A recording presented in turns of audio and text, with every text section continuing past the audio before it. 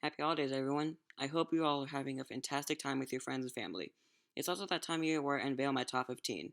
Welcome to Kingz Koasterz. If you're new, please subscribe to my channel and give the video a thumbs up. I've been waiting to do this for the whole year, and I'm excited to share it.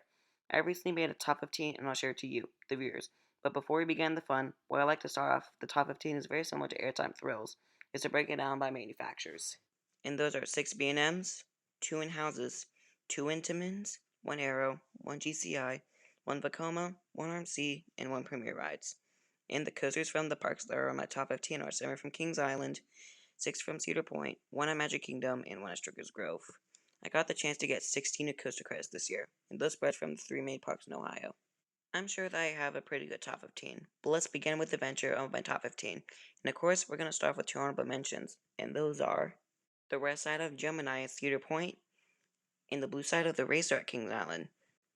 I didn't ride the blue Gemini yet, but yes, I count these 2 roller coasters as 2 separate credits if you ride both sides. But these 2 coasters are fun rides, but I will not say if they're top 15 worthy, so let's get started right away. So number 15, Backlot Stunt Coaster. Backlot is a fun family coaster. It's the only Premier Rides coaster that I'll find on this list, and the first launch is fun. And the 900-degree helix is a ground moment, and I love it. The theme is cool. You pass some police cars, and towards the middle of the ride, there's a helicopter shooting at you, and one of the tank explodes, which really makes you warm. And this is my most ridden coaster, fun fact, at 15 rides. So number 14, Tornado. Tornado is an underrated ride. There are 2 surprises in the middle of the ride, and it caught me off guard the first time I rode it. The ride is small, but man, it delivers. The first drop has some weak floater, and the best part, it's smooth for a Woody. It's also one of the most rarest coaster credits to get, ever. It is in an obscure location in the middle of nowhere in southwestern Ohio. And here is something. It's not that far from Kings Island, just 41 minutes away from both parks. But back to Tornado. The final break is kind of scary. You just zoom through the station like an 8th grader in a middle school hallway, then stops at the last second. It was my first roller coaster to have buzz bars, so I have a pretty good feel for the old school coasters with the buzz bars.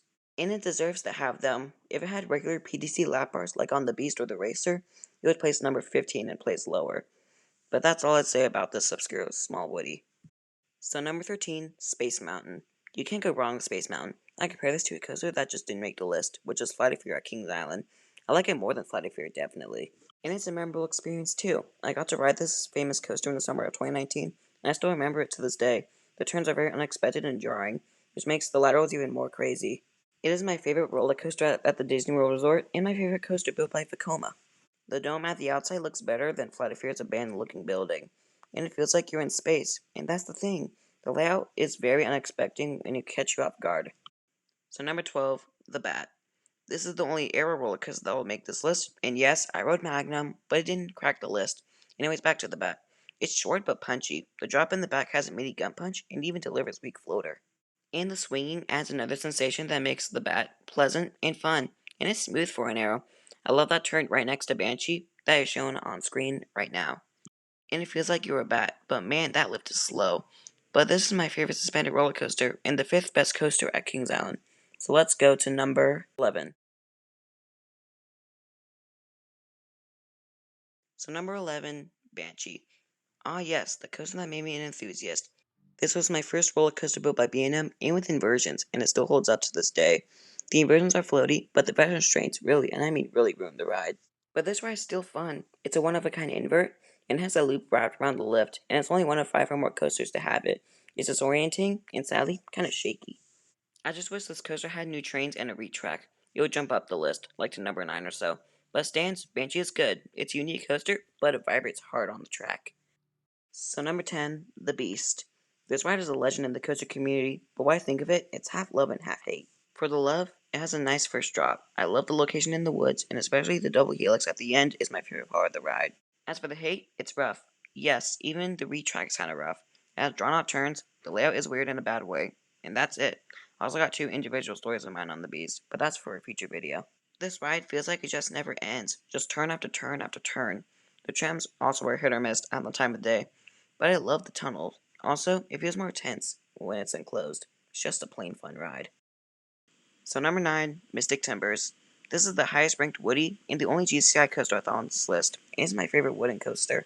The ride has ejector all over the place, just airtime after airtime, and both Mystic and the Beast has wooded settings, so it feels like you're being chased by some creature. But that shed, yeah, the shed was an okay part of the ride. It's just a screen and vines.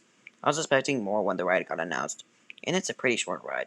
But that's all the negative I'm gonna say. It's pretty smooth for a wooden coaster, also. So number 8, Valraven. This is the only dive coaster on this list, but it's kind of a goodie. Valraven's first drop is floating, but at the bottom, it's kind of forceless. And it has the same issue as Banshee. The vest restraints just make the drop a little unpleasant. The element does nothing, but that mid-course really kills the throw. The second drop doesn't do a lot, just a shorter version of the first drop. The dive leap is okay, but that slow and final inversion is one of my favorite inversions. That slow inline twist is very floaty, and it has some good hang time. The airtime hill has some floater in it, and the layout is pretty good for a dive coaster. And it's also really smooth. Most of the coasters at Cedar Point are actually really smooth. Gatekeeper, Steel Vengeance, Maverick, etc. But that's all I'm going to say about Valraven. So number 7, Raptor. This is my favorite B&M invert, and it's an intense one. The layout is solid, and has 6 intense and whipping inversions. My favorite are the corkscrews towards the end, and the layouts are insane on the corkscrews. And one of my favorite things about Raptor, it's smooth. Smoother than Banshee for sure. And I love how it flies right next to the Cedar Point midway. Hearing that loud B&M roar while you're walking to Millennium Force, Maverick or Steel Vengeance, it makes you pumped for your day at America's Rock and Roller Coaster. I also got 2 laps on this coaster, and funny enough, those both rides, I got the same row and the same seat, front row and middle right. I just love how intense this coaster is, and even the double helix at the end is probably the most intense part of an invert I've ridden. But I don't know what else to say about this attraction, so let's just move on to our number 6 roller coaster. So number 6, Gatekeeper. This is probably the most underrated ride I've ridden at the time of this recording. The layout is an awesome one. The ride going over the front gate and next to it is super good. And it's even better when you're on it. I know it sounds like I'm praising it a bit too much, but that just shows how much I love Gatekeeper. I even have a poster for it in my room. And it's a super floaty experience. The wing over drop has some hang time and good positive G's. The rest of the ride focuses on hang time and weak floater. My favorite inversion is definitely the keyholes. Also, I know I'm going to sound weird, but I don't notice near misses. But the keyholes are really fun. But the more I talk, the more motivated I get. So let's talk about our number 4 roller coaster before I get even more motivated. So number 5, Diamondback. This coaster is near dear to my heart. It was my first coaster over 200 feet, and I feared this ride for about a year. This ride is a very fun attraction. Just like Mystic Timbers, instead of ejector, it has floater all over the place, just floater hill after floater hill. And the 3 helixes delivers some positive G's into the layout. And one negative I have to say about this coaster, it's shaky in the valleys. And the trim can be such a hit or miss. It can hit hard or it doesn't. And this coaster is behind Backlot as my most run coaster, at 12 rides. I was addicted to this coaster as the first time I rode it. I just wanted to do it repeatedly. And that splashdown is a good touch to end the ride. But the worst part, even worse than the rattle, it just keeps getting a long line every time I do a visit to King's Island. Even when it's dead, when there's not much people in the park in a random afternoon. But when it's a walk-on, you're in for a treat, which happened to me one time. I marathoned it 6 times in a row, and I got an airtime headache afterwards. But let's talk about our number 3 coaster. So number 4, Orion. This is a fun one. You can see everything in the park when you're climbing up the lift. I'm also going to keep this part of the video short. If you want to hear more and my thoughts about this attraction, click the card above to watch my review. But if you're too lazy to watch the video, I'll keep this short and sweet. Orion is basically a Diamondback 2.0. Alright, so basically watch my review if you want to hear more of Orion. So let's talk about number 3. So number 3, Millennium Force. Oh yes, the first Giga. I'll describe this if Orion was a millennial with some changes. Millennium Force is a super intense and fast ride, but not the smoothest. It's my opinion, so don't judge. Anyways, we're going to talk about the layout. Yeah. It's kind of meh. It's just turn, and hill, then another turn to a tunnel. The layout isn't the best, so I don't know if this is an elite ride or it's just a good ride. As for the elite side, its location is amazing and it flies through the trees. And also the airtime is kind of scary. As for the negative, the ride has a pothole at the bottom of the first drop, and the layout is kind of okay. But this ride is super fun and rideable, even with the pothole. You can see the ride from pretty much anywhere in the park. I'm also shocked it's still running with the cable lift. If this coaster was not the most reliable, it would end up with the same fate as pretty much Tropical Dragster, without the accident. This ride's just plain fun. I love this roller coaster. I can just lap it all day.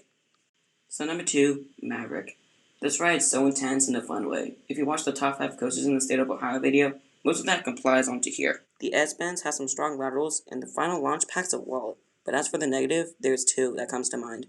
1, it could be a neck banger if you're not positioned correctly. 2, the capacity is kind of terrible, but the line keeps moving because of the operations. But that's it for the negative.